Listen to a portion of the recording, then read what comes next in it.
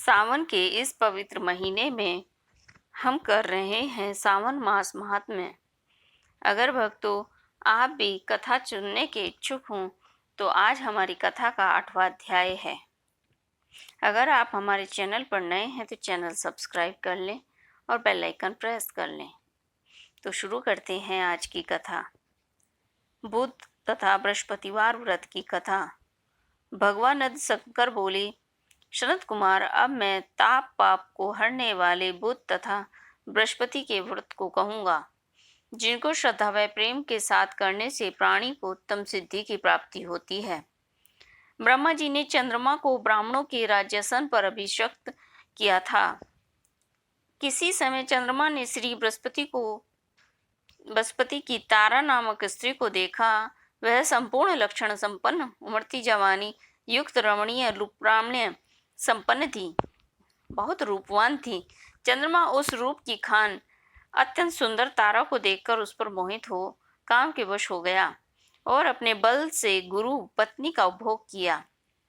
बहुत काल बीत जाने पर उसके यहाँ एक पुत्र प्राप्त हुआ, जिसका नाम बुध रखा और जो विद्वान, रूपवान, सर्व लक्षणों से युक्त था।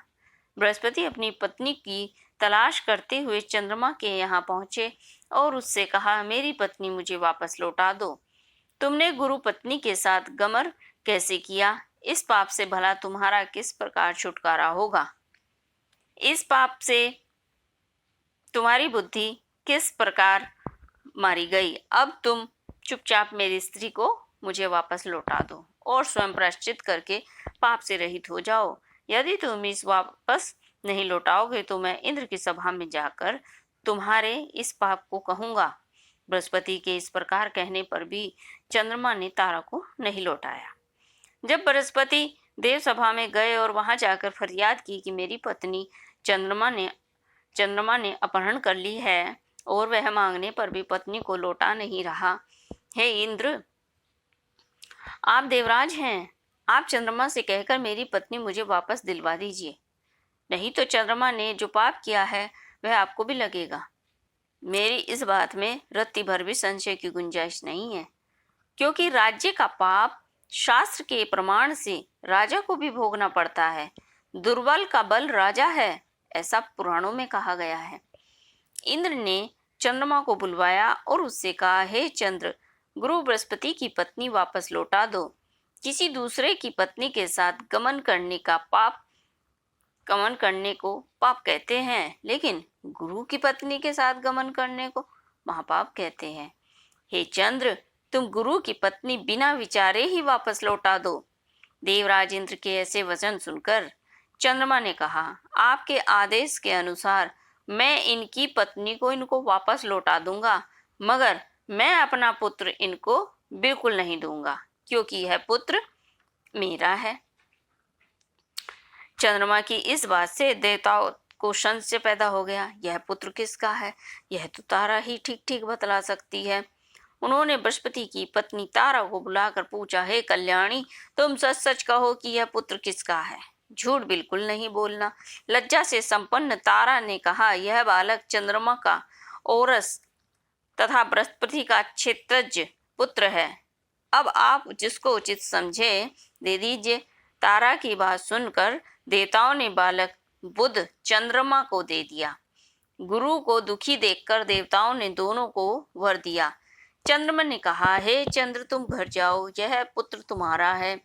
चंद्रमा तथा बृहस्पति पुत्र यह ग्रह होगा। हे सुराचार्य, तुम और भी शुभ वर को ग्रहण करो। जो मेधावी दोनों को मिलकर एक साथ व्रत करेगा उसे सब सिद्धियों की प्राप्ति होगी। यह बिल्कुल सत्य है, इसमें रत्ती भर भी संशय की गुंजाइश नहीं है। भगवान सदाशिव के प्रिय माह श्रावण में जो लोग बुध और गुरुवार के दिन अर्चन करेंगे, उनके खजाने की अभिवृद्धि होगी तथा उनका क्षय नहीं होगा। पाठशाला में लिखकर अर्चन करने से स्त्री का वियोग कभी नहीं हो। पात धान्य ग्रह में लिखकर अर्चन करने से धान्य की वृद्धि होगी। इस प्रकार यथास्थान उसका फल होता है। 7 वर्ष व्रत करके उद्यापन करना चाहिए। पहले दिन अधिवासन करके रात में जागरण करना चाहिए। पहले दिन अधिवासन करके जागरण करें, फिर सोने की मूर्ति बनवा कर विधि पूर्वक उसका अर्चन करना चाहिए। षोडशोपचार द्वारा अर्चन करना श्रेयकर है। बाद में हवन करना चाहिए। तिल, घी, खीर प्रज्वलित अग्नि में देनी चाहिए। चिंचड़ी तथा पीपल की समिधाओं से हवन करके पूर्ण आहुति डालनी चाहिए। मामा तथा भांजे को भोजन करवाकर अन्य ब्राह्मणों को भोजन करवाना चाहिए। स्वयं भी भोजन करना चाहिए। इस प्रकार 7 वर्ष तक करने वाला व्रती अपनी सभी इच्छाओं को पूर्ण कर लेता है। जो विद्या की कामना करता है उसको विद्या की प्राप्ति होती है। वे वेदों तथा शास्त्रों का मर्म जान लेता है, उसे बुद्ध ज्ञान गुरु की गुरुता प्रदान करते हैं। सनत कुमार जी ने भगवान सदाशिव से कहा, प्रभु आपने जो मामा भांजे को भोजन करवाने के लिए कहा है, इसका कारण बताइए, मैं सुनना चाहता हूँ। भगवान सदाशिव ने कहा, हे सनत कुमार, प्राचीन काल में एक मामा और उसका भांजा दोनों दरिद्र थे। वे एक दिन भोजन के लिए घूमते घूमते एक सुंदर नगर में जा निकले। उन्होंने श्रावण महीने में उस नगर के प्रत्येक वार को व्रत किए हुए किसी को नहीं देखा। उन मामा भांजे दोनों ने विचारा कि सभी स्थानों पर सूर्य तथा अन्य वारों का व्रत होते देखा है, पर बुध और गुरुवार का व्रत होते कहीं नहीं देखा गया। क्यों ना हम दोनों इस व्रत को करें। यह अनुष्ठित व्रत है, इसे हम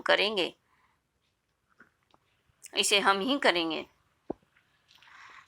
तो क्या हुआ, उन दोनों ने उस व्रत को करना प्रारंभ कर दिया।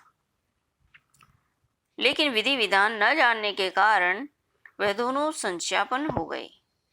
तब उसी रात उन दोनों को स्वप्न में व्रत किया तो उनको बड़ी भारी संपत्ति की प्राप्ति हुई।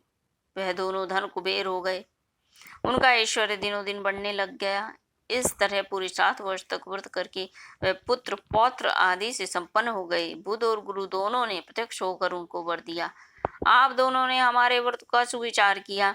आज से जो कोई इस व्रत को करेगा और मामा तथा भांजे को भोजन करवाएगा, यह उत्तम सिद्धियों को प्राप्त करेगा और जब इस संसार से विदा होगा, जब तक चंद्रमा और सूर्य रहेंगे तब तक हमारे लोक में रहेगा। इस तरह कथा का समापन हुआ। आगे की कथा हम 9वें अध्याय में करेंगे। तब तक के लिए बोलिए शिव शंकर भगवान की जय।